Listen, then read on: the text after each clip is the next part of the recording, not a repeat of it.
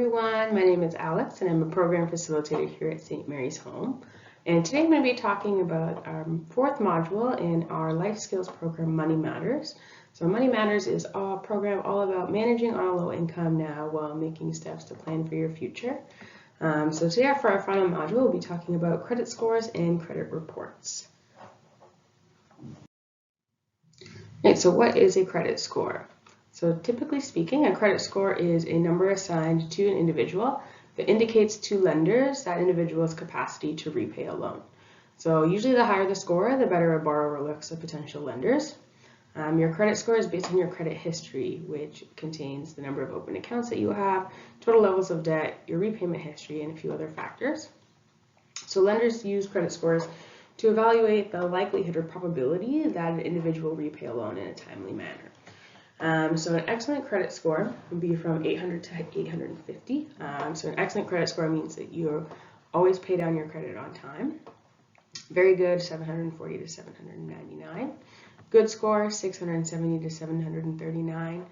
Fair being 580 to 669, and a poor credit score being between 300 to 579. So typically if you have a poor credit score, you may have had issues making payments on your debts. You might have a lot of outstanding debts. There can be a few different factors that go into what constitutes your credit score. So your credit report, generally speaking, is a look at your financial history. It contains information about your credit use and activity. It might include information about your credit card payments, including any late or missed payments, the ratio of your available credit to the amount of credit you're actually using, and other credit-related activities such as applying for new credit accounts. So what does your credit report include? So it's going to include your name, age, and address, your job and where you work, what debts you have, and your paying habits. So for example, if you usually pay on time, your payments late, are you only making the minimum payments? So the information in your credit report is what's used to create your 3-digit credit score. So what does the credit report not include? A bankruptcy discharge more than 7 years ago, unless you've declared bankruptcy more than once. The payment or non-payment of taxes or fines after 7 years. Convictions for crimes after 7 years, and criminal charges against you that were dropped. So those are things that are not included in your credit report. So everyone is entitled to a free credit report from 2 of the major reporting bureaus in Ontario. You're entitled to this every year. So consumer reporting agencies create and maintain credit reports. They collect information from various sources like banks, credit card companies, mortgage companies, and other creditors. So as I said, in Ontario, there are 2 major consumer reporting agencies. Those are Equifax Canada and TransUnion Canada. So these agencies must register with the Government of Ontario for them to be considered legitimate consumer reporting agencies. So who can request a copy of your credit report? So by law, consumer reporting agencies must get your consent before they can share a copy of your report. They can provide a copy of your credit report to other lenders and creditors, insurance companies, landlords, and potential employers. So for example, to assess applications for loans, lines of credit, insurance, apartment rentals, or employment. So something that you want to be wary of is credit repair scams. So some companies promise to fix bad credit. These companies claim that they can get negative information, such as a bankruptcy claim, taken away from your credit report if you pay them a fee. Generally, these fees are large and paid in advance of any service, which is illegal.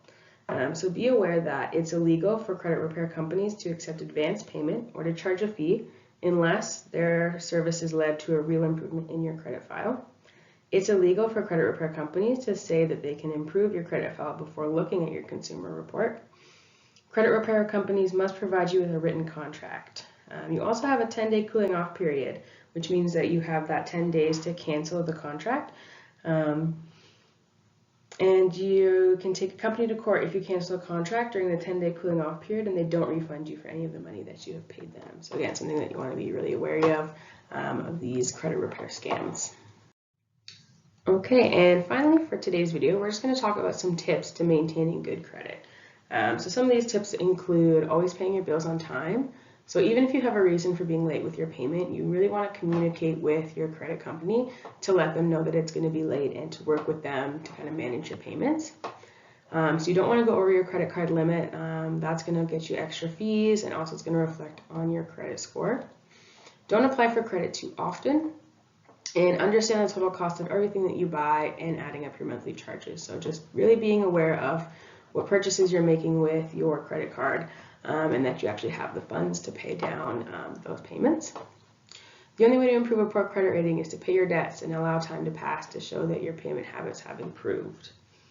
So just another little aside here, if you're trying to improve your credit, your debit card might say Visa or MasterCard, but that's where the similarities end. Your debit card is tied directly to your bank account. So that means that no matter how long you've been a responsible debit card user, your credit score won't be affected either way. So if you're looking to boost your credit score, focus on paying down your existing debts and making your payments on time. So that wraps up our discussion of credit scores and credit reports. Thank you for tuning in to the final session of our Money Matters Life Skills program. If you're a registered participant of St. Mary's Home, you're eligible to be entered into a draw to win a $25 gift card. All you have to do is complete the quiz that's linked in the description of the video.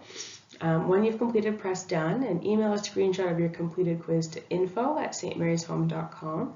The deadline to submit your screenshot for your quiz is Tuesday, May 4th by 10 a.m. and the draw will be held the following week. So stay tuned. Next week we have a new session of our Life Skills Housing Smart. So stay tuned for more information about that. Thanks for tuning in. Bye everyone.